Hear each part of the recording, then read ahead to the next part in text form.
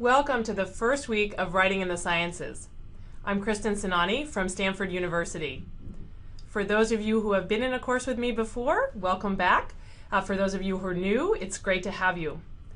This first week, I'm going to do a small introduction, and then we'll jump right into some key principles of effective writing. Some of the goals I have for this course, I'm hoping to get you to rethink your approach to writing, to rethink your writing process, and I'm also hoping to ease some fears that you may have around writing.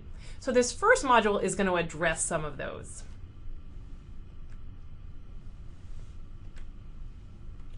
In my course at Stanford, I always like to start by asking the question, what makes good writing? And feel free to discuss this on the discussion forum later. But for now, I'm going to tell you what I think makes good writing. First and foremost, what makes good writing is that good writing needs to communicate an idea clearly and effectively.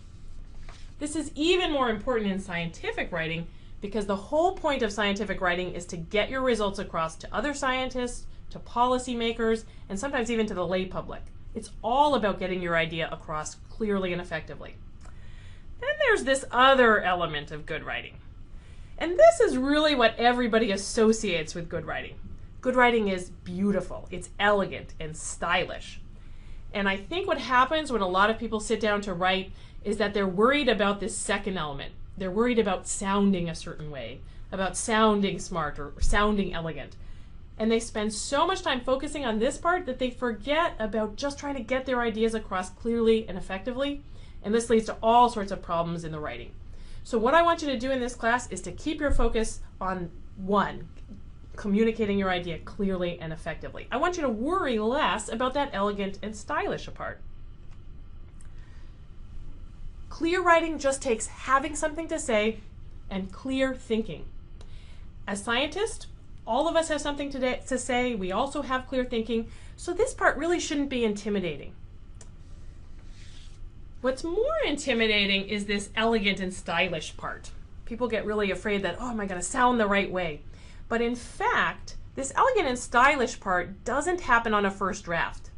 Elegant and stylish writing happens in revision, even for professional writers.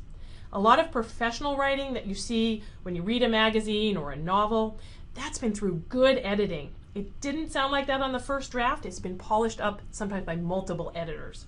So I don't want you to even worry about elegant and stylish when you're writing your first draft. Just worry about getting that idea across in a clear and logical and efficient way. I also like to ask my students the question, what is it that makes a good writer? I'm going to tell you a few of the things that I think people associate with good writers. A lot of people, for example, think that in order to be a good writer, you've got to have some sort of inborn talent. And a lot of scientists feel that they weren't born with the writing gene. They were born with the math gene or the science gene, so they don't feel like they have that inborn talent. Or you might think that it takes years of English and humanities classes to become a good writer. And again, a lot of scientists don't have that. Or maybe you think it takes some kind of artistic nature. Or many people think it takes the influence of alcohol and drugs, or maybe some kind of divine inspiration, some kind of muse. All of these things get associated with good writers. A lot of people think you need these to be a good writer, but in fact, I don't think you need any of these. What I think it takes to be a good writer is that one, as I said before, you need to have something to say. You need to have something that you're passionate about, that you want to communicate. And that sounds a little bit trivial, but I can't tell you how many times I've had a student sitting in my office, I'm doing editing with them, and I'll say, I was confused by what you meant in this paragraph. What is it you were trying to say? And they kind of look at me and go, well, I'm not really sure what I was trying to say in that paragraph. They don't know, and that's why it's a confusing paragraph, because they weren't actually sure what they were trying to say. So figure out first what it is that you're trying to say. Then, of course, you need logical and clear thinking. You have to be able to present your arguments in a logical way, particularly in scientific writing. But again, I think most scientists feel very comfortable that they have both of these. They have something to say and they have logical thinking. What you might not have yet is that you may not know a few simple, learnable rules of style. And these are the tools that I can teach you in this class. Surprisingly, you may not have ever been taught these before. In fact, in some cases, you may have been taught the opposite. These are fairly simple rules that I can teach you. They're easy to learn, and once you've learned them, it'll be a lot easier for you to write in a clear, effective, and efficient way. So one of the take-home messages I have for this course is that good writing can be learned. Good writing is a skill. You don't have to be born with it. You can learn it. And as with any skill, you'll learn it through practice. And we're going to practice a lot in this course. Besides taking this course, there's a few other things you can do to improve your writing. First of all, you can read a lot. Reading is a really good way to learn to be a better writer. And read sources of professional good writing like magazines and novels, nonfiction books, not necessarily the scientific literature. Actually, your first assignment for this course is to go home this week and find time to read something that you wouldn't have had time to read otherwise. Make some time to read something, even if it's just a magazine. And pay attention to how professional writers write. Pay attention to some of the tricks they use and try to imitate them. Do as much reading as you can outside of the scientific literature while you're taking this course. If you have time, as I said, writing is a skill, so the more you practice, the better you're going to get. If you have a little time at the beginning or end of each day, try to write in a journal.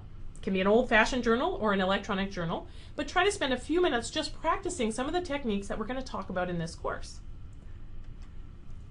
I also want you to let go of some academic writing habits, some bad habits that you may have picked up by being in academia too long.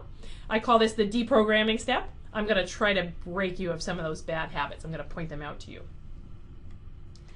A really good tip before you sit down to write about your research is try to talk it out with somebody, a friend who's not necessarily in your discipline. Oftentimes when we talk about our research, we do it in a more conversational tone. We talk in more simple terms. We actually present our ideas better than when we sit down to write. So talking it out first can really help. Another thing that I'm going to emphasize in this course is that I want you to actively try, when you sit down to write your manuscript, to actively try not to bore your reader. And that might sound funny, but we are all in the same boat here because we all have to read the scientific literature. You've probably had the experience where you've got this stack of scientific papers that you've got to read, they're sitting on your desk, and you're dreading reading them because you know they're going to be tedious and they're going to be hard to get through and they're going to be dull. But the scientific literature doesn't have to be that way. We can write in a more engaging and lively and interesting way. So I'm going to try to get you to write in that way in this class. Next, stop waiting for inspiration. I have lots of students who tell me, well, I can only write on certain days when I feel inspired, when the moon is in a certain alignment and I had enough sleep, and they have all of these excuses why they can't write today. Of course, this is just a procrastination technique. You don't need any special muse or inspiration to be able to write. You do need to be prepared to write, and that's something that we're going to talk about in this course, but you don't need some kind of special inspiration. So just get over this notion that you have to be inspired and get yourself to sit down and write. Another thing that I think is really important to realize is that writing is hard for everyone. You should realize that even for professional writers who do this every day, there's just something inherently difficult about the task of writing. So if you find writing hard, you're in the same boat as everybody else. Writing is hard for everyone, even professional writers. And I think that just knowing that can help to reduce some of the anxiety that you may have around writing. Also in this course, I'm going to try to give you a lot of tips to help make your writing easier. I'm also going to emphasize revision in this course. A lot of scientists don't spend enough time on revision. They really worry over the first draft. They try to get it perfect on the first draft, and they don't give enough weight to revision. So I'm going to try to get you to flip that and to go through the first draft quickly. Just get it down on paper, and then put your emphasis on revision. The elegance part, that happens on revision, not on the first draft. So just barrel through that first draft and then spend time revising. Another thing I'm going to teach you in this course is how to cut ruthlessly. It's hard to cut your own words, but you have to learn how to not become too attached to your own words. You have to learn how to be a ruthless editor. I'm going to do a lot of ruthless editing and examples in this course. If you send me something to edit, I warn you, I am a ruthless editor. And sometimes people will send me something like an abstract where they say, oh, it's 250 words, it needs to be less than 200, can you help me? And I, of course, take that as a challenge, and I'll send it back to them with 150 words. So learn how to cut. We're going to talk all about this week about how to cut clutter from your work. If you can, find a good editor, somebody who can edit your work. A spouse, a friend, a significant other, if they're willing, can all be good editors. Preferably somebody outside of your discipline who can look at your work and give some feedback. Tell you whether it's written at a level that they can understand. Tell you where it's confusing, if it's boring. We're going to do peer editing in this course, so you'll have an opportunity to find some good editors, hopefully, in this course. You might find somebody in this course who you work well with, and you could continue editing each other's work even after the course ends. Finally, the last thing I'm going to emphasize in this course is that I want you to start taking some risks in your writing. Scientific, academic writing can feel very confining. You're kind of forced into this little box. You're told there are all these rules that you don't dare break. It really boxes you in. It doesn't let you find your own voice as a writer. So I'm going to encourage you to take some risks. Go ahead and put something in your writing that's a little bit funny. Put something that's provocative. I want you to take some risks and find your own voice as a writer.